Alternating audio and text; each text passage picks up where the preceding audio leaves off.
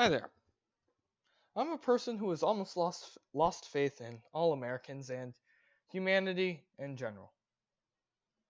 Did you know that only 36% of Americans can name all three branches of the government? There are plenty of statistics like this that say anywhere between 73% to 62% of our population is largely uninformed.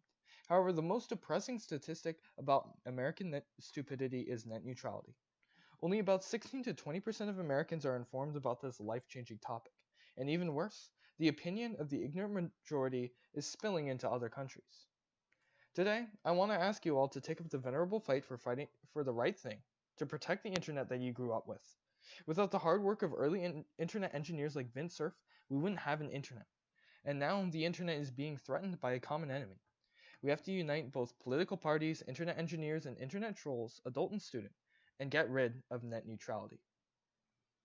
Historically, the US has always set an example for other countries, and this time we set the wrong example. Net neutrality is a term that means that all data should be treated equally. But in politics, net neutrality means that the internet is a telecommunication service. However, the internet doesn't work like a cell phone. There are no wires or cables.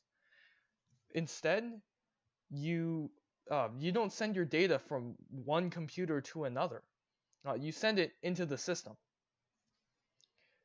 Net neutrality limits the internet and creates roadblocks. If we impose harsh net neutrality, we stop internet engineers from doing their jobs. We discourage internet service providers or ISPs from lowering prices, and we stop innovators from utilizing the full potential of the internet. This shows in past years of terrible net neutrality. Internet prices are rising, but internet speeds are going nowhere. And there are witch hunts for internet throttling, which is simply depressing.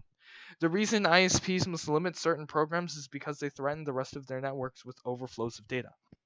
Some detractors might believe that without net neutrality, the internet would be taken over by ISPs. Considering historical precedent, that is simply wrong. Without net neutrality, any potential throttling will and has been overseen by the FCC on a case-by-case basis. Also, most ISPs have been accountable in our country and others about censoring harmful data. In fact, the video streaming company Netflix is now infamous among the anti-net neutrality community for throttling their own data, suing ISPs, and losing. It's hard to understand people who act irrationally. I truly hope that the only reason the net neutrality movement exists is ignorance.